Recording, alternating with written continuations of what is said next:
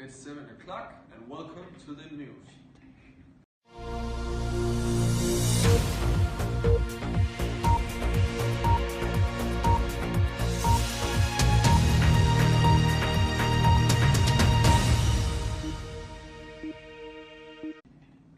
Following the Aborigines Protection Act from 1905, a lot of Aboriginal children have been removed from their families. This has caused a lot of problems and confusions in the country. And with me on this topic, I now have expert Edward Stone, professor on Melbourne University. And Edward, tell me a little about this act from 1905 and what it has caused throughout. Back in 1910, many of Australia's indigenous children were forcibly removed from their families until the 1970s. Back in the day, the government had a policy about assimilation, which was based upon black inferiority and white superiority. With that in mind, the goal of the assimilation was to make the Aborigines die out, per se. They would do so by a process called natural elimination, or by being assimilated into the white community. The policies were more focused on the so-called half-caste children because of their lighter skin color, so the government thought it was easier for them to adapt into the white community.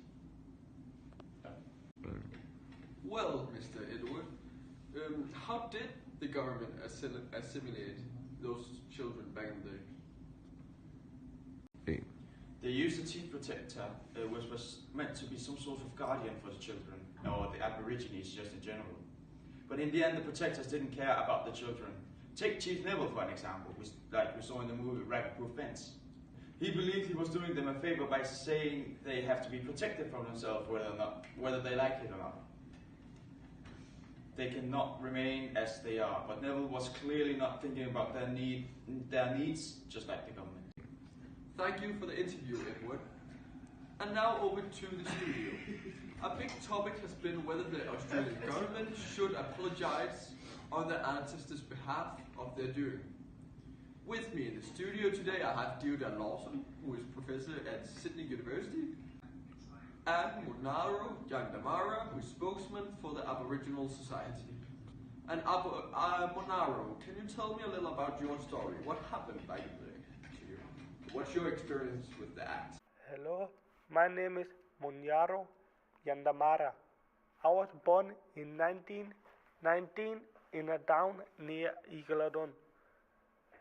I'm an Aboriginal and I was taken at the age of 6 in 1925 and placed in the Moore River Native Settlement. In the first years, I felt like living in hell on earth. The frustration of being separated with my family were the worst part. I felt like I was alone, and furthermore, I was forced to work all day. In 1939, 3 girls named Molly, Gracie, and Daisy were brought to the camp. I remember talking with Molly the day after she arrived. She explained to me that they were going to escape, and I said they couldn't. But the following night they disappeared. In several weeks we sat in the camp and read the news, hoping that they hadn't been caught. And early morning, suddenly Gracie arrived to the camp again, and we thought they were caught. Surprisingly, they only caught Gracie, and the 2 other girls were still out there.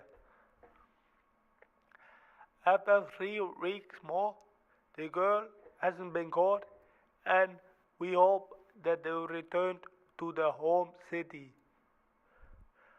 That's what every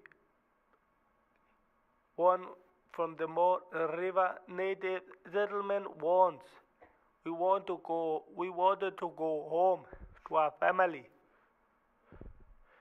After the girls made it home, the other people in the camp started figuring out escape plans just like that.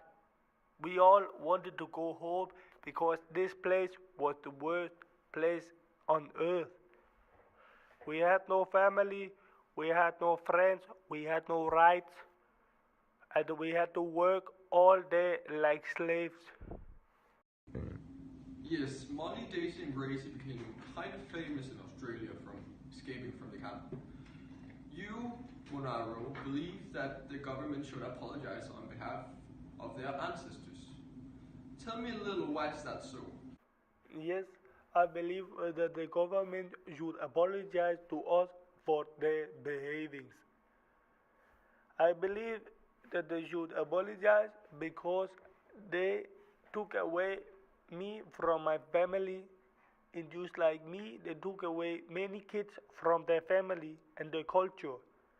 They have ruined their life and their childhood by taking them away from their culture and their family, and that is not okay. Everyone should have right to live their life and childhood with their culture and with their family and all of that. There's no reason that people should be taken away and do work all day and do things they are not used to. That is not right. They should apologize. You wanted us to live under the same conditions as you, but we didn't. When you picked us up and you took us to your camps, we lived in very bad conditions, and that was not what we do back in Digaladon. We had much better condition, and we wanted we could be a part of your society, but we don't want it to because your society treated us very bad. We were treated like slaves, and in our society, we were not treated like slaves. You are lying, and I don't like you. Yes, and you, Deodat, don't believe they shouldn't apologize on behalf of their ancestors? Tell me, isn't it a little cruel to say that? No, I don't think so. Why should we give an apology to the aborigines when it wasn't us who made the legislation? It was our ancestors. We have to come further from this, and why should we give that apology now? If we should have given an apology, it shouldn't come from us, but it should come from our ancestors' generation. It was them who lived under the legislation and made it, and it was under those circumstances that the aborigines lived. Thank you for coming, gentlemen, and now over to the sports.